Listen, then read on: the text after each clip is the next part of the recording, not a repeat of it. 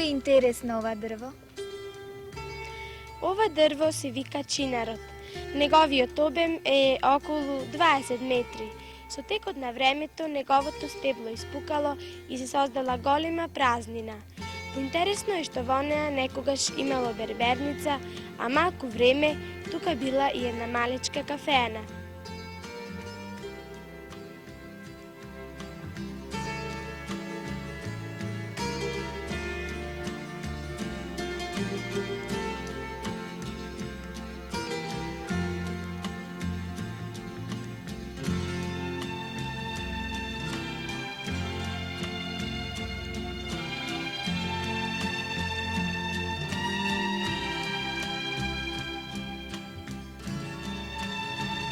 Интересно е и тоа што Охрид е град на стара и нова градба.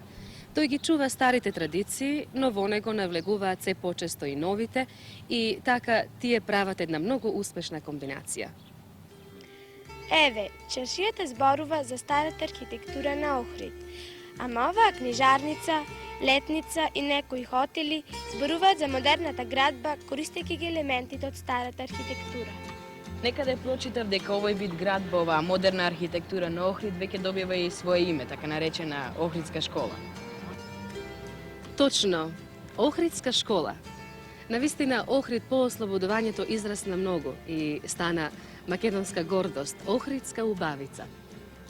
Сега е голем и значаен туристички центар, а има и индустријски објекти. Сепак, многу се води сметка Охрид да не биде загаден, туку убав и привлечен. Не знам дали во светов постои толку убаво и привлечно езеро, толку мирно и бистро што дури фрлената пара се гледа на неголемата длабочина. Погледнете колку е богата неговата околина со шума. Охридското езеро обкружено од сите страни со високи планини.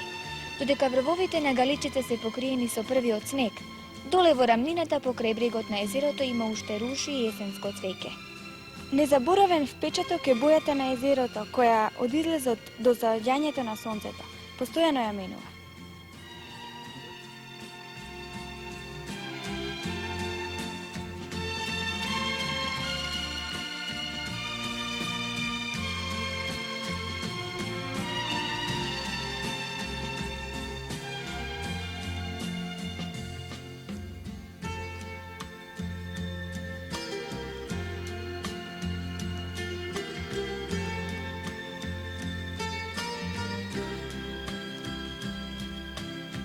Јас сакам да ви кажам неколку податоци за ова наше лично езеро.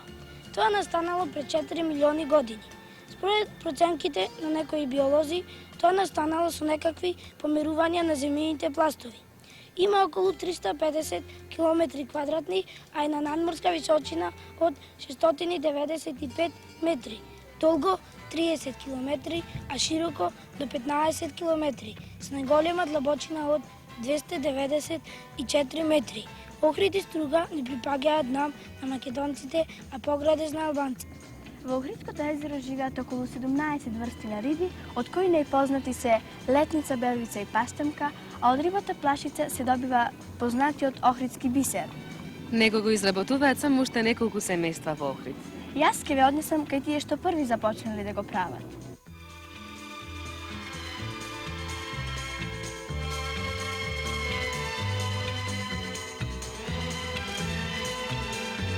Дознавме дека семејството Филевци биле први што го изработувале охридскиот бисер.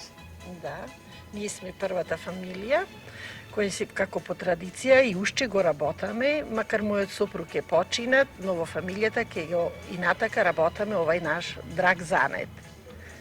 Имам 2 синови кои се и тие наследници на тој занет. Иначе имаат завршено студија, но од големи желби си го работуваат занетот.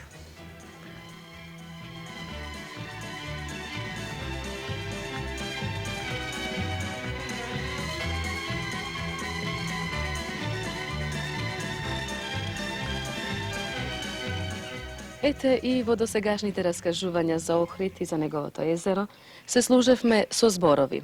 Во минатата емисија, нели, зборувавме што се тоа менливи и неменливи зборови, секако задржувајќи се малку повеќе на менливите зборови. Кои беа менливи зборови? именки, нели, придавки, заменки и броеви.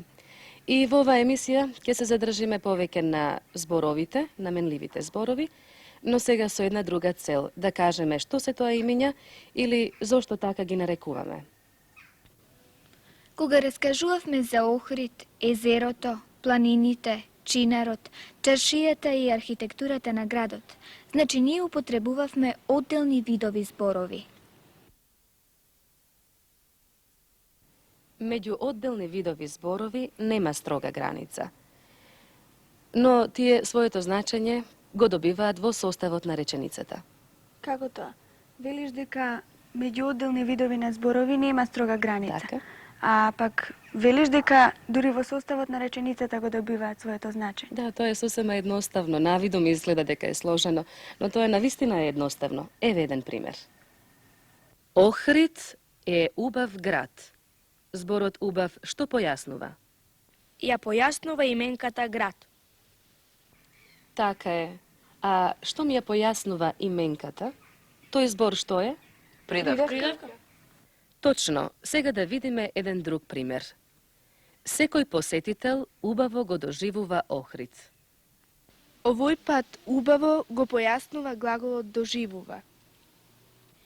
Значи, истиот тој збор еднаш е придавка, ако ја појаснува именката. Например, убав град.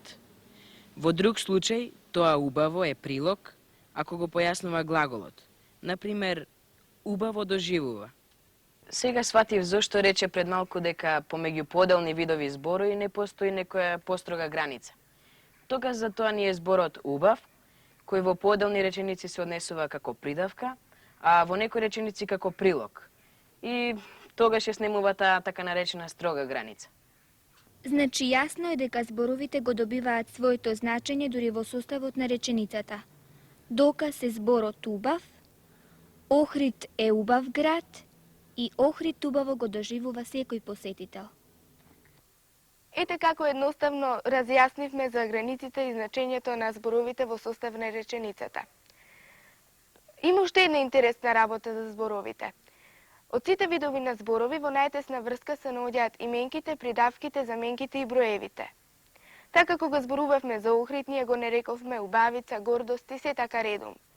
Некаде до именката Охрид и Охридско езеро додадовме многу придавки што ја разубавија именката Охрид. Некаде ги употребивме и броевите. Охрид е прв во светот по богатата флора и фауна. Или во Охридското езеро живеат 17 видови риби. Некаде наместо Охрид рековме тој. За езерото рековме тоа, а за рибите рековме тие. Значи ги употребивме заменките. Да, ги задовме на помош и заменките. Природно доаѓаме до заклучок дека придавките, заменките и броевите ги врзуваме со именките. Значи, централното место им припаѓа на именките. Токму затоа родот и бројот на именката е и род и број на придавката, заменката и бројот. Охрид е убав град. Прва одлика на езерото е богатата флора и фауна. Тие, рибите, се мощни вкусни за јадење.